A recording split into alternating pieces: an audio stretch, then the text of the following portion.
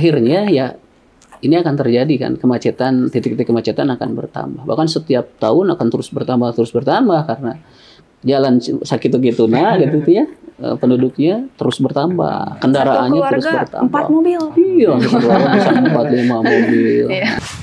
Cimahi bagjakeun, dik bagja menangkeun.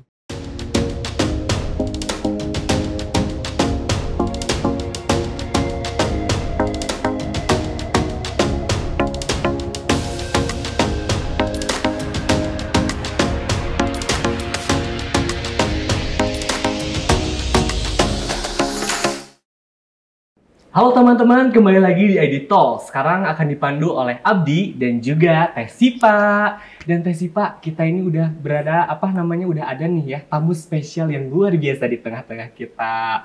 Oke, teman-teman, boleh nih diperkenalkan, ini tuh ada Kang Bagja. Halo Kang Bagja.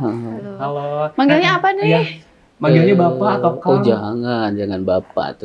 Kang Bagja boleh. Kang Bagja boleh. Kang Bagja ini sebagai calon bakal wali kota Cimahi yang akan berpapasan dengan Pak Dik Suranto Nugrahawan. Oke, Kang Bagja, terima kasih telah hadir di sini ya. Dan aku pengen tahu nih, dan teman-teman bisa juga pengen tahu gimana nih biografi singkat Kang Bagja sehingga bisa sampai saat ini. Kang, boleh dijelasin nih ke teman-teman? Boleh di-spill dikit masa mudanya. Masa mudanya. Muda. Iya. Ya, insyaallah. Assalamualaikum warahmatullahi wabarakatuh. Waalaikumsalam. Saya ini AMTB ya, anak muda tanpa backingan, lahir di Cimahi 46 tahun yang lalu. Ya Pak. 16 Oktober 77 ya, masih udah Gen Z? enggak. Menjerang milenial lah. Masih masuk milenial. SD saya di Cimahi, di Melong. Saya tinggal di Melong sejak saya kecil. SD Melong Asih 4, SMP-nya SMP 21 Bandung, kemudian sekolah ke STM Pembangunan Bandung. Kalau sekarang SMK 1 Cimahi. Terus kerja dulu, sempat kuliah, terus lanjutkan kuliah waktu kerja di Unicom. Setelah di Unicom, saya kuliah di Fiksi Ganesha. Terus kuliah di Yamisa ngambil syariah, S2-nya di Unwim gitu. Sekarang masa muda gimana Pak Masa dulu? muda ya alhamdulillah Gaul banget nggak gitu? Lumayan lah. Lumayan. Saya juga salah satu dulu ya, zaman saya muda saya aktif di Gor Saparua. Saya juga aktif di beberapa IO, terus ikut band-bandan lah waktu itu ya. Aduh, bisa kan? ngapain Pak? Gitar? Ya, ada Pak gitar, mau nggak Pak? Boleh mau diambilin Pak? Jangan. Bisa. Ya, jadi aktif banget ya? Sangat mungkin terlalu aktif mungkin. Terlalu aktif, senang berorganisasi, senang, pokoknya ada sesuatu yang baru saya senang, saya ikut kan gitu. Karena di saya itu, zaman saya itu kan yang namanya band underground itu kan baru datang. Bahkan teman saya baru pulang dari Inggris seperti itu. Dia yang memperkenalkan, oh ini ada genre musik baru nih dari luar, ada hardcore, ada grindcore, ada punk rock kan yang kayak gitu. Yang rock. Iya. Dulu zaman saya itu Saparua itu tempatnya setiap minggu itu ada event anak muda.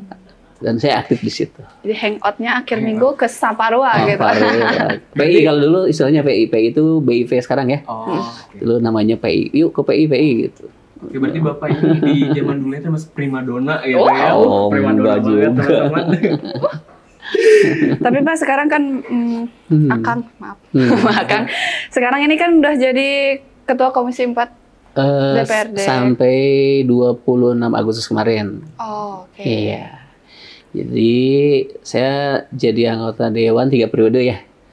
2009 sampai 2004, 26 Agustus kemarin. Kemudian saya harusnya hari ini dilantik di Dewan Provinsi Jawa Barat. Naik ke Jawa Barat. Karena saya suara nomor 2, suara nomor 1-nya maju jadi bupati di Kabupaten Bandung Barat. Tapi ternyata Ya, hari ini diamanahi jabatan yang lain jadi wakil wali kota. Jadi Kenapa tuh, Pak? ya diamanahi oleh partai harus maju jadi wakil wali kota di Cimahi. Oh.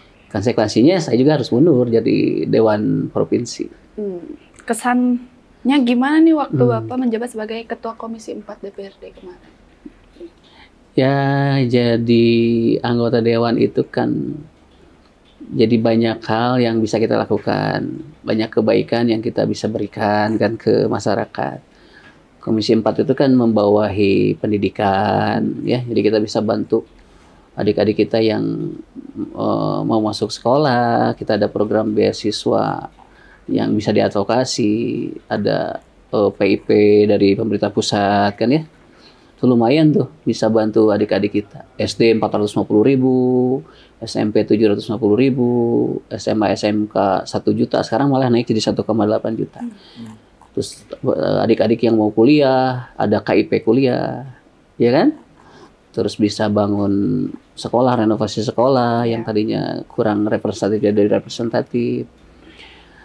Terus di kesehatan, jadi bisa banyak bantu masyarakat yang kesulitan mengakses layanan kesehatan, banyak yang minta bantuan. Oh, Pak ini BPJS-nya susah, Pak saya boleh nggak mutasi dari BPJS Mandiri karena sekarang suami udah PHK, yang dulu bisa bayar sendiri sekarang nggak bisa, boleh nggak mutasi ke PBI yang dibiayai oleh pemerintah daerah. Banyak ratusan bahkan ribuan lah yang minta dibantu. Jadi satu-satunya yang menjadi motivasi kuat tetap mau jadi pejabat publik ya bisa membantu banyak orang gitu. Dan sekarang beralih untuk mencalon ke wakil wali kota. Ceritanya gimana tuh, Pak? Ceritanya kan saya berangkat dari PKS ya. Ya. Dari PKS. Di PKS itu ada mekanisme penjaringan calon kepala daerah. Jadi prosesnya panjang, ada pemilu internal. Jadi kader ditanya, mengusulkan siapa yang mau dimajukan menjadi kepala daerah. Kemudian struktur juga ada pemilu lah, ada pemilu internal. Dari sekian banyak kader yang diusulkan, dari ratusan, puluhan gitu ya, sampai terakhir 3 besar, 2 besar, saya masuk di 2 kabupaten kota. Jadi saya masuk penjaringan di KBB karena sebelumnya saya anggota dewan di KBB. Di Cimahi juga saya diusulkan dan masuk penjaringan di Cimahi, jadi saya ada 2. Nah, ketika ke DPW Jabar ditanya mau di Cimahi atau mau di KBB gitu ya, karena domisili saya di Cimahi, saya tinggal di Cimahi lah, walaupun jadi anggota dewan di KBB saya tinggal di Cimahi. Ya bismillah lah, karena istri kemarin jadi anggota dewan di Cimahi ya saya milih Cimahi maju kepala daerah. Iya. Cimahi Pride. Cimahi Pride. Kalau Bandung kan Bandung Well. Cimahi Well. Cimahi Well. Nah, aku nih penasaran ya, Kang. Nah, menurut Akang kan hal urgent apa nih yang harus dibenahi nih di Kota Cimahi? Kalau misalnya Akang sekarang menjabat sebagai calon wakil wali kota. Banyak prestasinya. Cimahi itu banyak prestasinya. Apresiasi ya pemerintah daerah sebelumnya. Tapi banyak juga persoalan yang belum terselesaikan. Terutama kalau di daerah saya di Melong ya, saya tinggal di Melong. Saya kan tinggal di Parmido. Melong ini atau Cimahi Selatan ini daerah rawan banjir.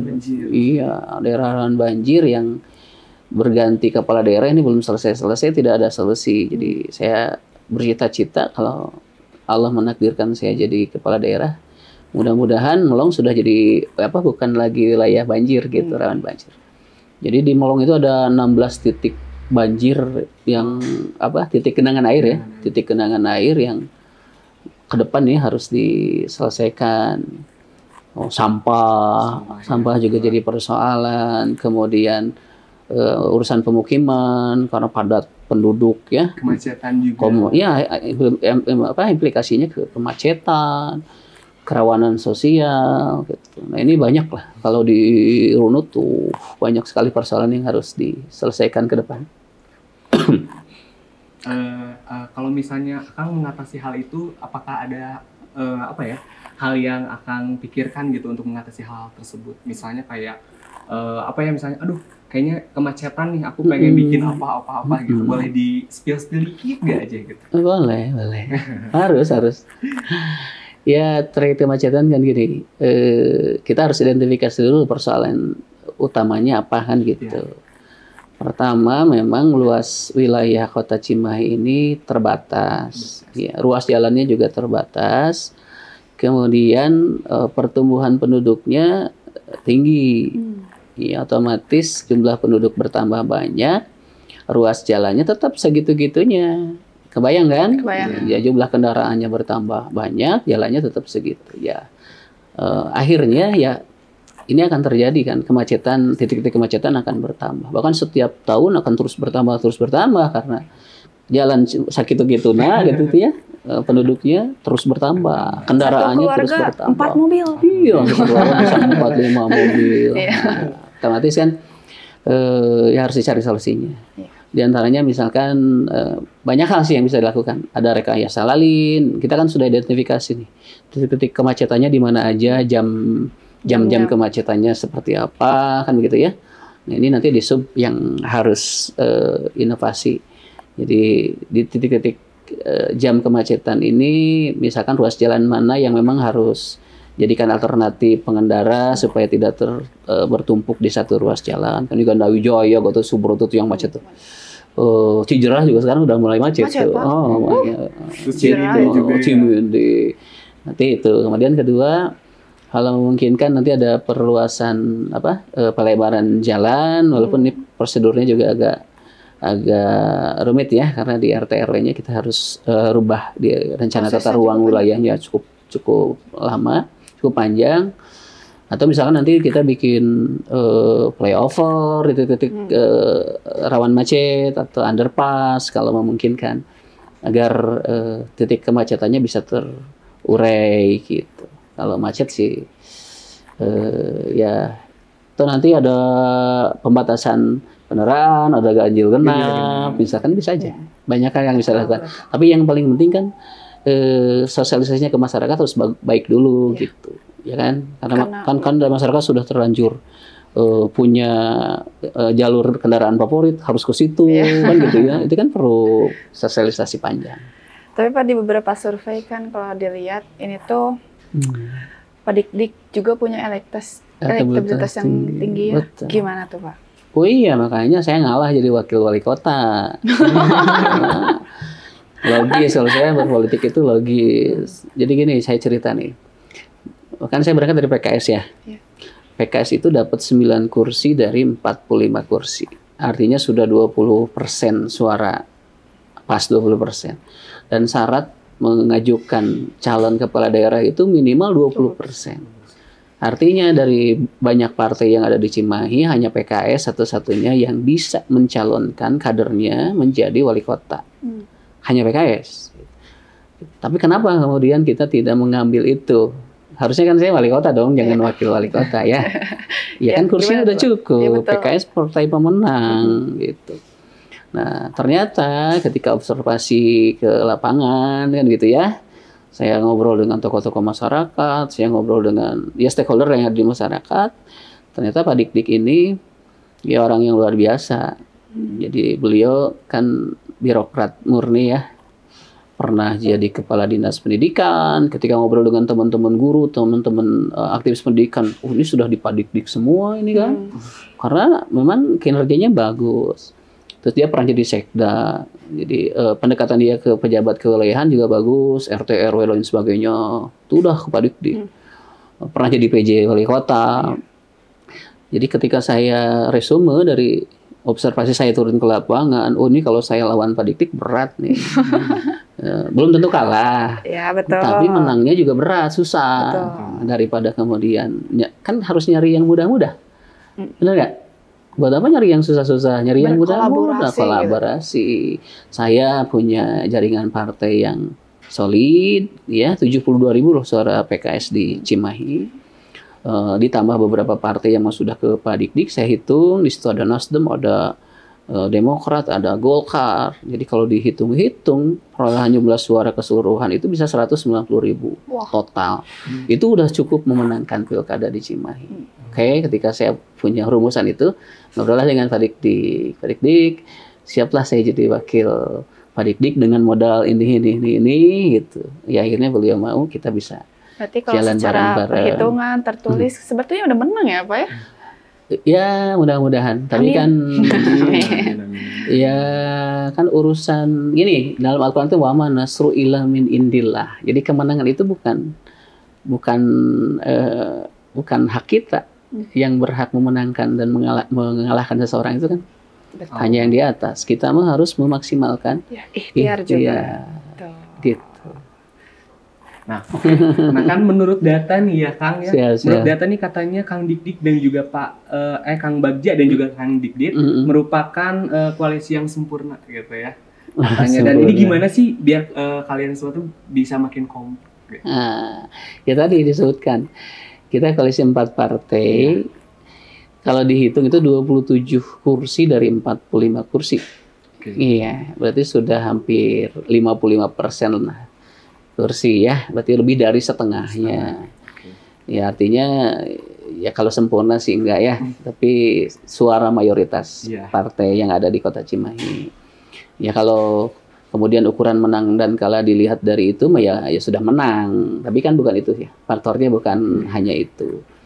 Jadi ada 2 hal yang harus kita lakukan. Jadi kalau kita ingin memenangkan sebuah kontestasi, pertama kita harus memelihara apa yang sudah kita miliki, gitu ya. Gitu. Jadi kita punya 27 kursi dari 45, kita sudah punya 190-an ribu suara. Ya, dari total 400 ribuan pemilih di Kota Cimahi, itu modal. Kita pelihara itu, kita jaga itu supaya tidak bergeser, supaya tidak berkurang. Nah yang kedua, kita cari lagi potensi-potensi suara baru di luar yang kita miliki, gitu. Itu yang kedua. Segmen mana ini yang belum kita garap, gitu ya. Oh ini Genjet nih belum kita garap, kita bikin timnya. Kita bikin formula bagaimana supaya Genjet ada ketertarikan milih kita. Kan Genjet mah generasi nu cuek ya. Diajak milih itu susah gitu. Aduh kita ketawa berarti iya banget. Iya kan harus kesadaran sendiri kalau mau milih saya. Kalau ada ketertarikan dan kesadaran baru dia milih. Dipaksa-paksa orang tuanya juga belum tentu mau. Gimana nih treatmentnya biar Genjet milih kita. Gimana biar ibu-ibu lebih optimal gitu ya. Ibu-ibu kan pemilih, emak-emak itu kan pemilih loyal. Makanya saya ini keliling ke ibu-ibu terus maju taklim, ke bikin relawan emak-emak tiap kelurahan. Biar apa? Biar nambah. Jadi menambah apa yang sudah kita miliki. Berarti targetnya itu Gen Z dan juga emak-emak gitu ya. Emak-emak. Iya Gen Z, emak-emak, bapak-bapak juga ya semua. Tapi target utamanya gitu ya. Iya.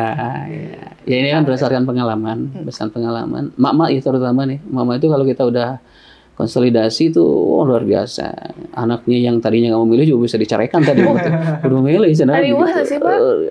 Mau lagi keliling gitu. Oh iya, tapi seneng ya. Seneng karena kita banyak interaksi, banyak silaturahmi dengan banyak orang kan ya. Ada yang gini, yang gitu kan. Tapi seneng gitu lah. Ya karena saya udah 15 tahun di politik ya. Jadi udah biasa lah ketemu banyak orang dengan banyak karakter gitu. Tapi nih, tadi kan ngomongin Gen Z dan juga emak-emak. Nah, apakah Kang Bagja ini apakah bikin suatu apa namanya kayak relawan gitu mendukung gitu? Iya. Jadi ada relawan yang memang kita bentuk sendiri gitu sesuai segmennya. Ada juga relawan yang mereka menawarkan diri. Oh jadi yang langsung datang gitu? Langsung datang. Ada teman-teman mahasiswa misalkan di beberapa perguruan tinggi, nggak boleh saya sebutin nama perguruan tingginya ya, Unjani misal gitu ya. Disebutin ya? Ya datang Pak, saya mau bantu, Kang saya mau bantu, saya ada kedekatan, saya dapat informasi dari orang tua saya misal, salah satunya ya. Jadi ada orang tuanya yang dokter di KBB tempat saya kerja, kan di bawah saya ada kesehatan, ada dokter. Oh Pak Bagja ini orangnya baik, banyak bantu kita, banyak bantu masyarakat.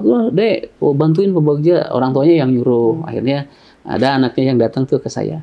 Pak Bagja, saya siap jadi relawan Pak Bagja. Saya anaknya Ibu Anu, katanya kan gitu kan, dokter. Saya dan teman-teman nih di kampus siap dukung. Kita siap bantu menggarap teman-teman anak muda Gen Z gitu. Ya alhamdulillah. Jadi ada yang kita memang bikin sendiri relawannya, ada yang memang mereka menawarkan diri. Sukarelawan langsung. Iya, langsung minta.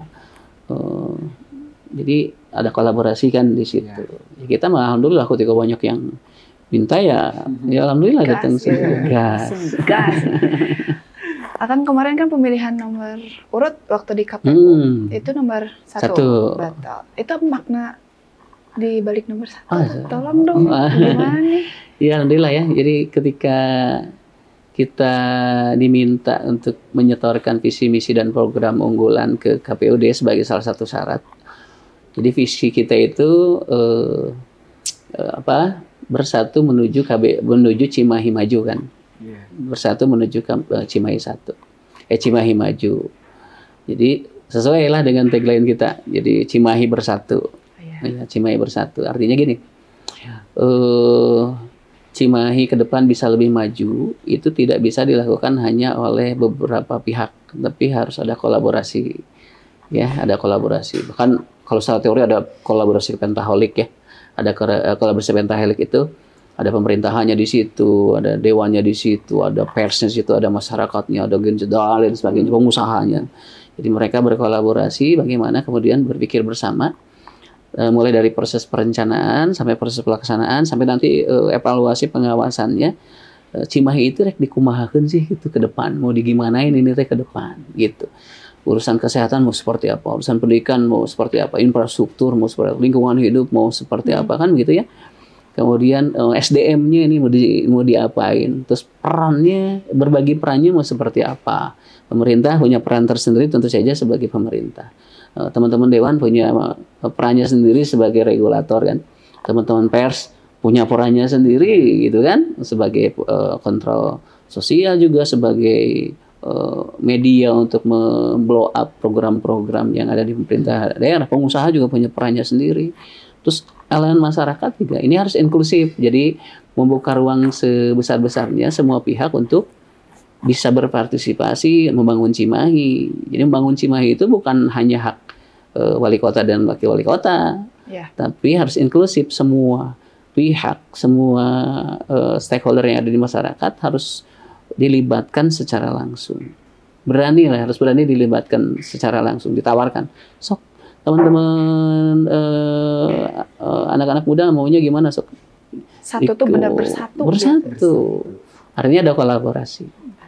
Gitu. Nah mengenai itu nih, aku penasaran apakah Kang Bagja ini punya jargon nggak sih untuk Cimahi? Oh iya. Oh oke, boleh dong spill sedikit. Jargon Cimahi ya. Cimahi bagjakeun, didik bagja menangkeun. Wow. Keren. Tapi ada nggak sih pesan-pesan untuk warga-warga ya Cimahi juga untuk mereka ikut berpartisipasi dan juga membangun Cimahi yang lebih baik, bersatu? Ada nggak untuk pesan-pesan? Oh ada. Jadi untuk masyarakat kota Cimahi yang kita cintai ini tidak mungkin akan maju jikalau tidak melibatkan partisipasi publik secara menyeluruh.